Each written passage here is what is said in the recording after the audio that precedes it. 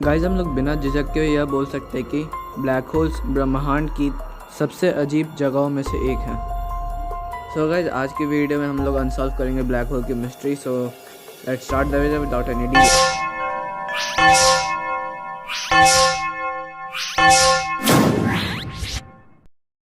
So guys आइए पहले जानते हैं what is a black hole.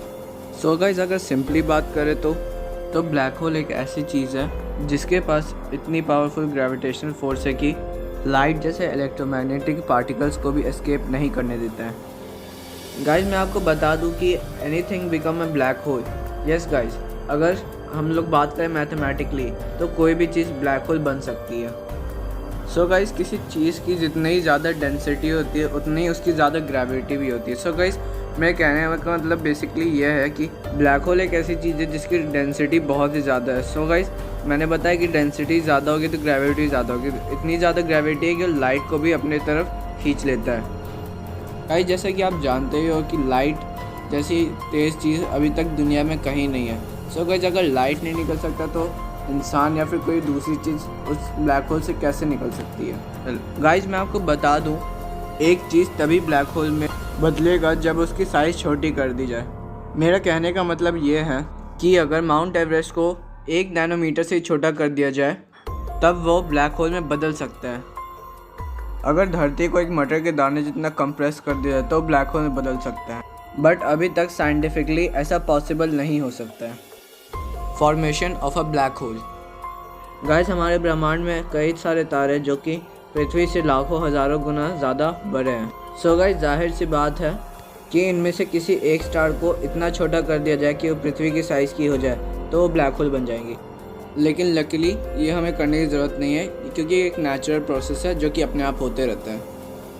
Guys कहने का मतलब है अगर किसी स्टार की डेथ हो जाती है जिसे हम सुपरनोवा भी कहते हैं तो वो अपने अंदर ही कोलैप्स करने लगती है और उसका डेंसिटी बढ़ने लगता है। घटते घटते उसकी साइज़ धीरे धीरे वो स्टार इतना छोटा हो जाता है, डेंसिटी और ग्रेविटेशन फोर्स इतना बढ़ जाता है कि वो लाइट जैसी चीज़ को भी अपने अंदर खींच लेता है और निकलने नहीं देता है। और जिस पॉइंट पे वो ब्लैक होल फॉर्म होता है उस पॉइंट को हम सिंगुलैरिटी के नाम से जानते हैं।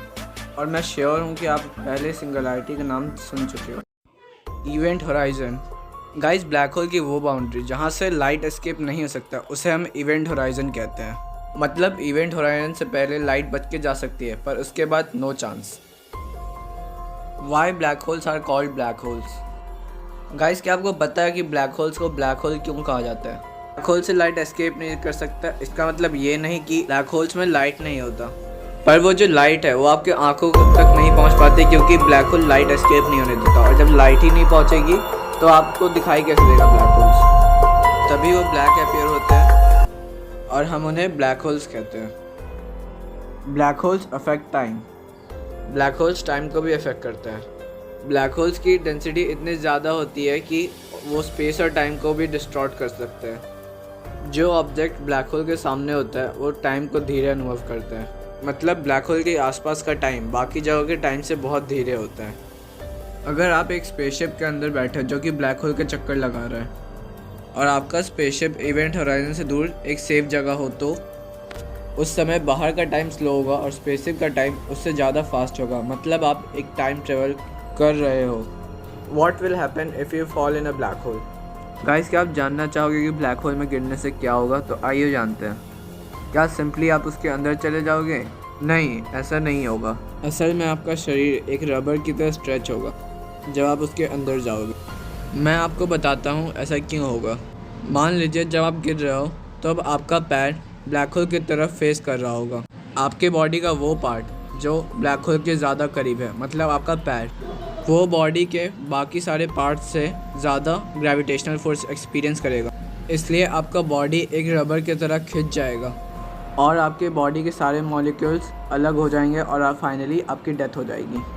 बट डोंट वरी, ऐसा कभी होगा नहीं क्योंकि हमारे सोलर सिस्टम से सबसे पास वाला ब्लैक होल 1000 लाइट ईयर्स दूर है। गाइस अब यह क्वेश्चन आता है कि what will happen if you fall in a black hole, और दूसरा क्वेश्चन यह है कि can a black hole सॉलो the earth. सबसे नियरेस्ट ब्लैक होल जिसका नाम यूनिकॉर्न है वो बहुत ज़्यादा लाइट ईयर्स अवे दूर हमसे और हमारे अर्थ से उसका डिस्टेंस है अबाउट 25,000 लाइट ईयर्स और मास है 3 टाइम्स ऑफ द सन, यानी 3 गुना सन से ज़्यादा। सो गाइस आखिर में मैं ये कहना चाहूँगा, लाइक और शेयर ठोक दीजिए, महाकाल का लाइक और शेयर ठोक दीजिए। पूरा साल मेहनत करता हूँ आपके लिए बेटा, ऐसा नहीं चलेगा, ऐसा नहीं चलेगा।